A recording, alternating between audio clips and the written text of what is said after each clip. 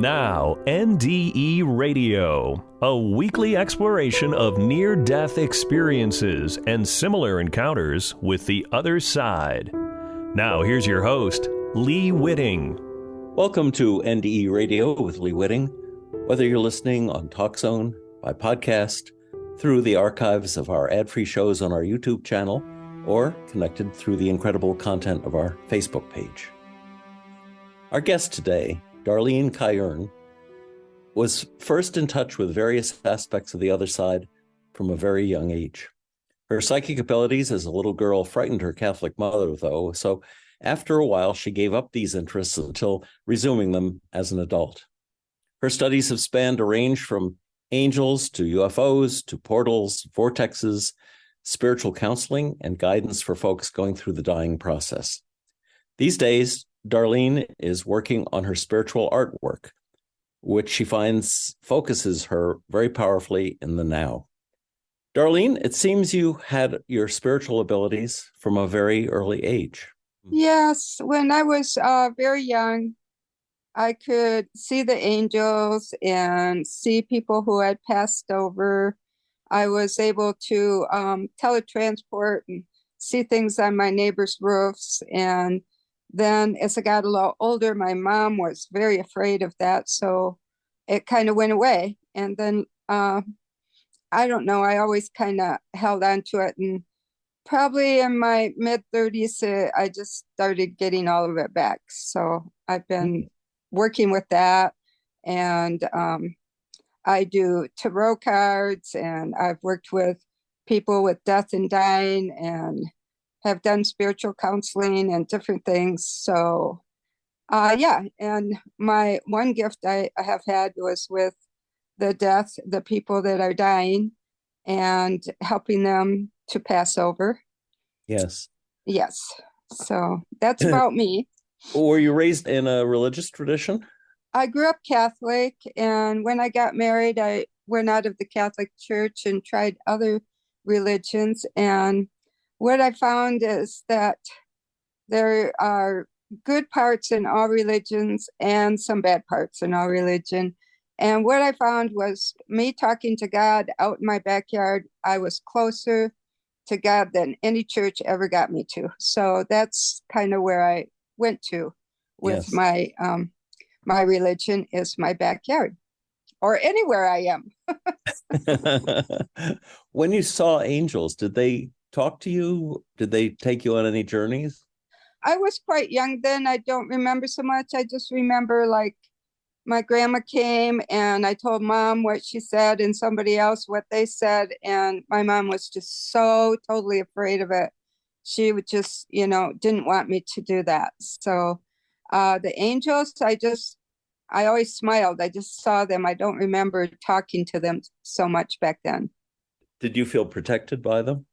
When I was young, I didn't know. I just liked them. But now that I'm older and the angels are around, I love it. Yes, I feel protected. Yes. Did they look like our normal understanding of angels? Did they have wings? That sort of thing? I would imagine, because that's kind of what I remember, back then. Yes. Now, Janice said you were very informed on UFOs and encounters that have taken place. Yes. I actually feel that I was taken when I was very young. I was very sick from when I was born till about age 10. And I remember going up on the ships when I was young, and these beings were more like us. They looked like humans. And I said, they're very tall, but I'm going, everybody's tall. I'm a little kid. I don't know what. But I really feel they helped heal me, because I was near death a few times in my young age. Did you have any kind of near-death experience from your illness? Well, that was mostly when I was young, and I don't really remember the whole story of it, just the feeling that these people were helping me stay here. So I can't tell you the whole thing of that. There's a researcher now, PMH Atwater, who is, although she said she resisted for years, is now doing studies comparing angels and aliens, basically. And I wondered what your thoughts were on that, if they're related. connected somehow.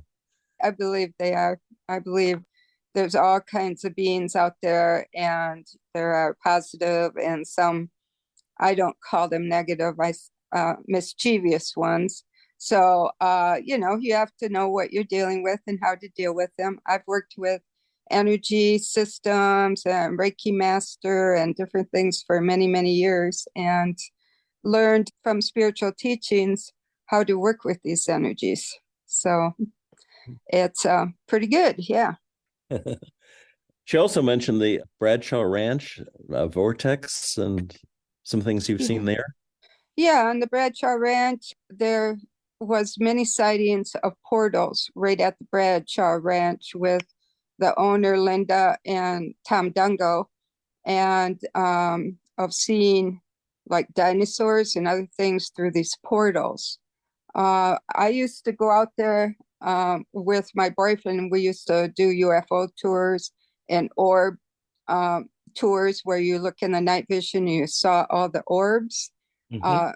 And they were very interesting. And one day, my boyfriend left, and my friend and I were sitting under the tree, and a portal opened up. It just was like this misty gray energy, and couldn't really see through it good, but all the red rocks were gone. You just saw this misty gray energy, and I wanted to go over, and my friend said, "You're going nowhere." And so I never went over to it. And then we just sat there. I don't know, maybe, 5-10 minutes, seemed like forever. And then it just dissipated, and there were the red rocks again. Wow. So that was pretty interesting. Yeah. But there was no vision of anything, as you said, dinosaurs? No, it was just kind of a mist, and you really couldn't see through this one. Yeah. Oh. Yeah. Well, if you were seeing dinosaurs, do you think they were from another dimension? Yeah, or was it a current view of another dimension, or was it a past image? I don't know that. I did not see those. That was the Linda, who was the owner of the ranch, Linda Bradshaw, and Tom Dungo. They're the ones that had seen that. Mostly Linda, I think. Wow. I never saw that. No. That's very interesting. Yeah. And are they still around? No, and the ranch has been sold to the government. No one can go out on the ranch anymore. Oh, very interesting. Uh-huh. Isn't it interesting how the government they take over those portal spots? Yes, they do. Yeah. Yeah. What do you think the chances would be of your contacting the deceased people who saw this? Oh, I don't know. I never have thought of doing that, but I don't know. Maybe I could try it. But yeah.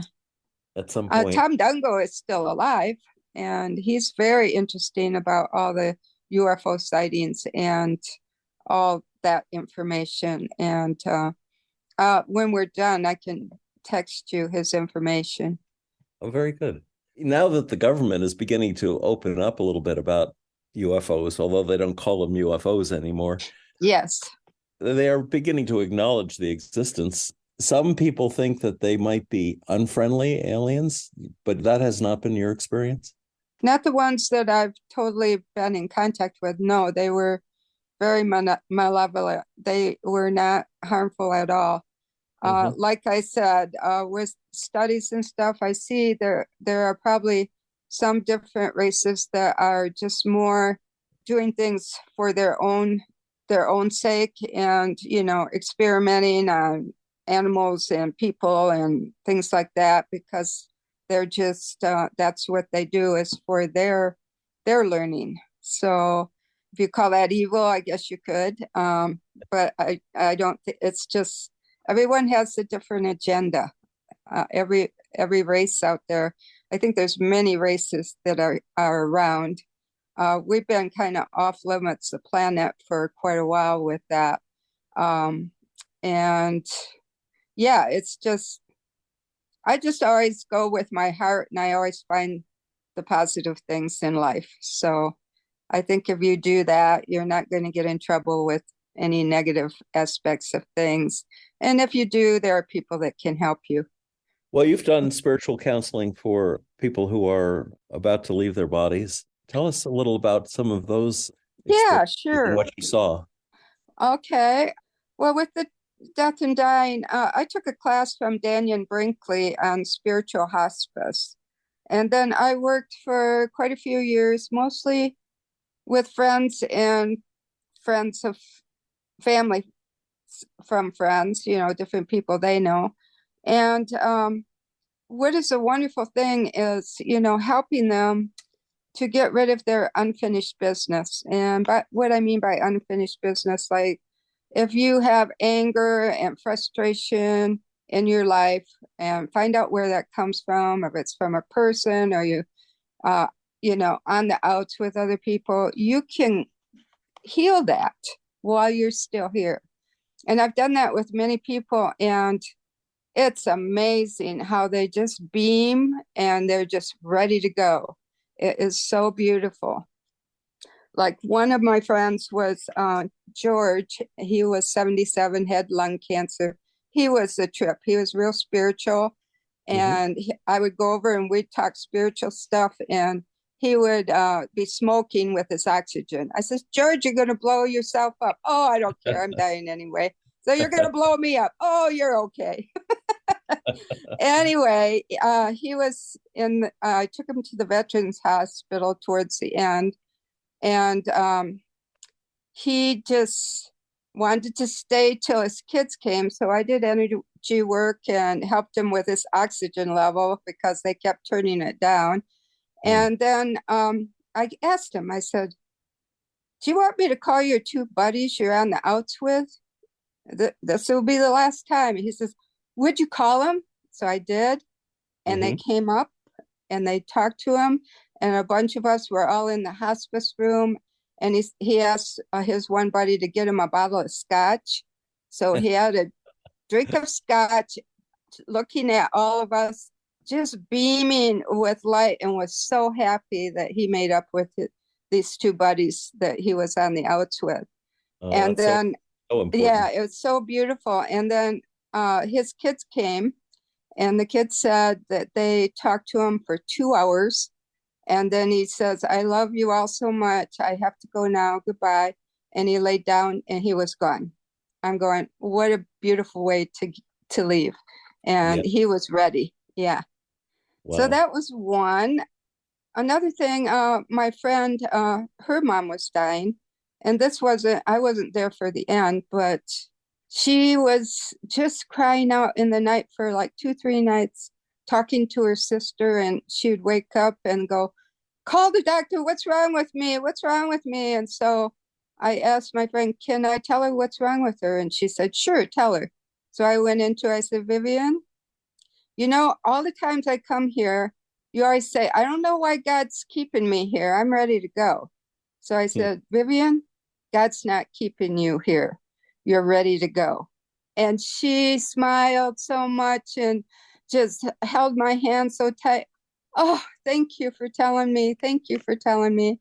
And then she actually died the next day, but I had gone back to work, so I wasn't there. And her other two daughters were with her when that happened. Yeah, some people have permission to leave, don't they? Yeah, or they have to be ready. Yeah. They have to be ready in themselves to, and the forgiveness is the best way to get ready. If they can forgive themselves and forgive everyone else, they can go free. It's so beautiful to watch these people just be so happy when they're leaving. Have you had people who have seen a vision of the other side, of a relative coming to take them home? Oh, yes. And I had, when my mom died, I was there, and there was an actual knock at the door, and I opened the door, no one was there, and I just felt this really powerful energy come in. And then I felt it was a man. He was really tall. And I said, oh, thanks for coming for my mom. So I never knew his name or anything like that, but that presence was there until she left. And so there's different, the people or family around you can sometimes see these other beings or feel them, their presence with their loved ones. And sometimes they see them, sometimes they talk to them. So It all depends. But one of the most wonderful things I was able to do was learn that you can see, sometimes you can see the person's soul leave their body. And it's like usually in the solar plexus, the heart, sometimes the throat, and sometimes the third eye. I've seen it all those places. But it's kind of like at the end, and it's not right when they quit breathing. Sometimes it takes up to 45 minutes after. So I always, when I'm with them, say, no, don't call the coroner, or let's just stay here a while in the hospital. And many of the family members have seen this. And it's kind of like this iridescent, milky, twisty energy that just comes out of the body and just goes up into the air, and it's gone. And that has helped so many people being able to see their loved ones' soul leave their body. It is amazing. So I've seen it quite a few times. One time, it was my boyfriend's dad, and we were there, and I told his sister about, the soul leaving the body. And so my boyfriend and I left the hospital, and then the sister and her daughter came up, and they saw the soul leave the body, and they never believed any of this stuff. So that was a real treat and a beautiful thing for them to see and believe. What do you think about people that seem to get stuck in between, like what we call ghosts? Yeah, there's a lot of those. I've done some work with that, helping ghosts in different areas go to the light. And there's a lot that get stuck. They just haven't resolved things, not ready to go, don't know where to go. A big one is accidents. When you're, in an accident that's so quick and you die, then they take your body away. A lot of time the soul stays in the area where they were killed. And with hypnotherapy, I have not done it, but a hypnotherapist went back to the scene of where they died and brought that energy back to the hospital bed and reconnected it with the body so they could leave. So there's so many ways. I just used to put a portal of light in the center of the room and invite whoever was ready to go into the light. And for the most part, these beings want to go through your body. And so they'll come through my body and out the top, and they're gone. So that's pretty interesting too. We did it with 3 other friends, and I told them about that, and my girlfriend said, oh yeah. And she screamed because one person came right through her body. I said, I told you that's what they do. And she said, oh my God, they do. Yeah, so there's so many that do get stuck, and you can communicate. Oh, this is the other thing. You can communicate with people from the other side. My dad, I had this psychic. He was so good. He's no longer here, but he would tell me exactly about my dad and things that nobody would know except me and my dad. My dad came to him and asked me if I could tell my mom and my brother some things that he needed to tell them. It was like his unfinished business. So I said, sure, Dad, I will. When I go back to Michigan, I'll tell them. So I did. I went and told them both and, let it go. And then I came back to my psychic friend, a few months later. And he said, your dad is moving on. He wants to thank you so much. He's been around you since he's died 25 years. And now he gets to move on because of what you did. So that was amazing to me, too. I never knew that you could help people that way as well. Yes. Once you were an adult, was your mother more open to your having experiences? Yes. She got over her Catholic religion, that was evil, and she was okay with me. Yeah, she just, just her upbringing that was evil to see anything, and only the priest were to talk to you about that and see things. So that was, way back in the day. It's not like that anymore, but yeah. What other sorts of spiritual counseling do you do? I'll do readings for people to help them. Oh, this is one thing that's very important too. You're not always supposed to heal someone just because you think they're sick or something's wrong with them. Because a lot of times the person has this illness or this issue because it's a learning for their soul. So if you take it away from them by healing them with energy work or talk therapy or whatever, you can be harming them more because their soul needs that lesson. So that was a real powerful thing that I learned. So when I first learned energy and Reiki and this and that, I wanted to heal everyone. What's wrong with you? I can heal you. And Spirit came in really loud and said, oh, no, you don't do that. I said, okay. So you always ask permission before you ever want to work with someone else. You ask their soul's permission, and you generally get a feeling or a yes or a no, and just go by that. So that's very important also. That might answer the question of why some people who've had near-death experiences are instantly healed, while others really have to suffer for a while to reclaim their health. Right. Well, in astrology, I've learned that we come in with a contract of why we're here and what we're here to do, you know, our so-called mission, whatever. Some missions are just be happy, just be kind, just whatever it is, your mission. And sometimes that near-death experience, I believe, I don't know for sure, I believe that they go back and talk with their guides and angels and stuff, and they can either make a new contract or say, okay, I can go down there and finish this, and they come back and instantly healed.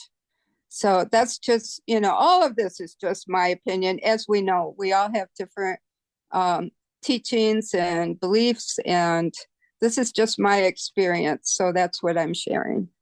Yes, of course, your experience extends to the other side of the curtain on a lot of these things. So yeah, quite a bit. Yes. A large element of truth when somebody's had these experiences. Yes, yes. I was going to ask you too, what do you think the reason for vortexes are? Do you think they're there to hurt sometimes? I think Janice had mentioned monsters coming through at some point. Vortexes are a natural phenomenon on the Earth and in our universe. And it's just an energy portal.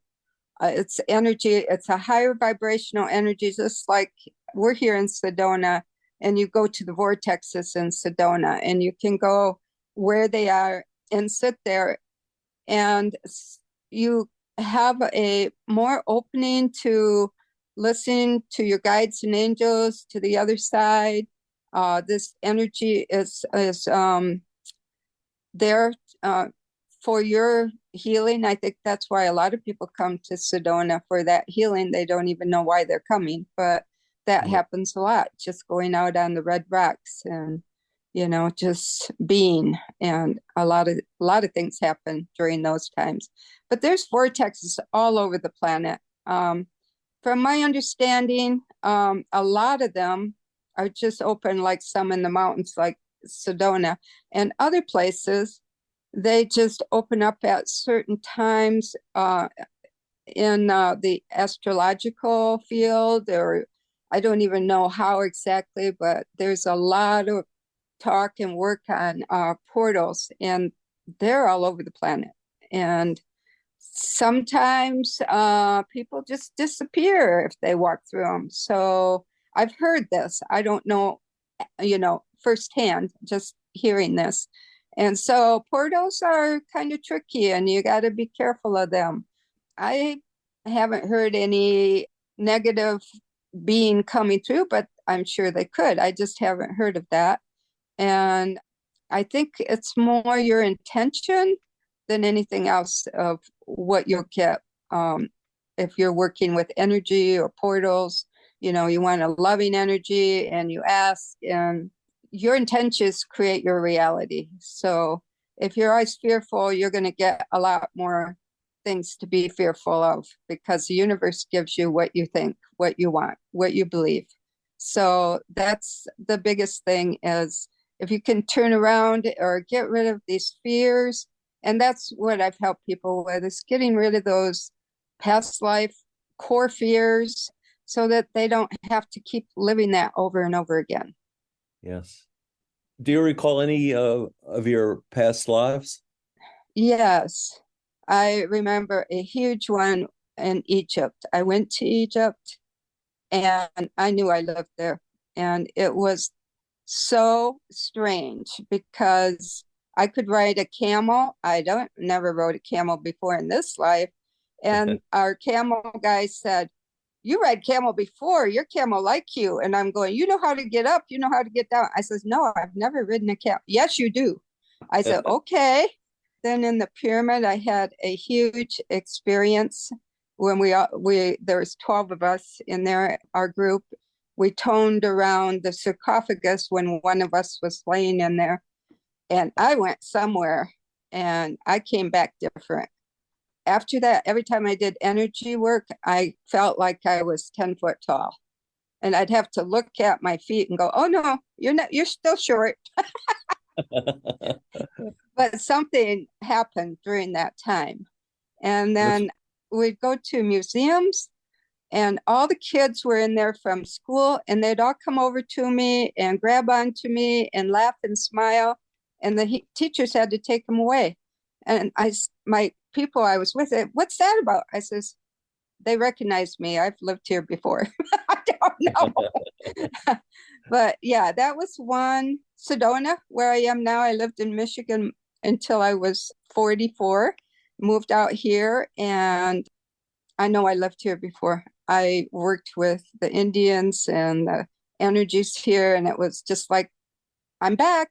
It just felt real. So there are places, and I've been to places I love that I don't have that feeling that I ever was there before. The King's Chamber in the Great Pyramid is a very powerful place, isn't it? Oh my gosh, yes, it sure is. All of Egypt is pretty powerful. The Nile River and the temples and the Great Pyramid. Yeah, it's very powerful. My wife and I were lucky enough to have some time in there by ourselves to Oh, cool. sit quietly. Mm-hmm. You've lived a very interesting life, Darlene. I'm so glad you've been able to tell us something about it. What would you suggest to listeners about how they can resolve some of their own spiritual conflicts? What should they concentrate on? Basically, we all come in with some issues, a core issue that we're coming back to learn or change or resolve. And that's just my belief. And I find it in many people that I work with. And what I found is I always ask myself, while I'm doing myself or someone else, go back to the first cause of your core issue, wherever it is. And in hypnotherapy, you can really go back and revisit some of this. Usually this life, you're having the same issues over and over and over again because of something that happened in a past life. It could be this life, but mostly past life. And once you get to that core issue and you see where it came from, it's amazing. It just disappears. And then there I say the onion, you got to peel the onion and get the layers off. You go to the core, there's no more layers. You're done. It's done. So that's what I found with working with people, is getting to their core issues and resolving those. And then they're just happier. They don't have to keep bumping into the same issues over and over again because they're resolved. Things start changing for them. Darlene, if someone wanted to get in touch with you, what would be the best way to do it? Email me at darlenek5@q.com. And that is DARLENEK, the number 5 @q.com. Terrific. Well, Darlene, thank you so much for doing the show today. And I look forward to talking with you again sometime in the future when I get back here to the Sedona area. Thanks again. Well, thank you, Lee. My sincere thanks to Darlene Kyurn for describing the abilities she was given with from a very young age. If you'd like to hear this show again or any of our more than 500 archived ad-free NDE interviews, go to TalkZone's NDE Radio site and hit the Past Shows button, or go to our YouTube channel, NDE Radio with Lee Witting, where you can subscribe to and comment on the complete NDE Radio library. And be sure to check out our NDE Radio Facebook page. Just search NDE Radio with Lee Witting on your Facebook app. And listen next Monday, 11 a.m. Eastern at TalkZone for more NDE Radio. I'm your host, Lee Witting, saying thanks for listening.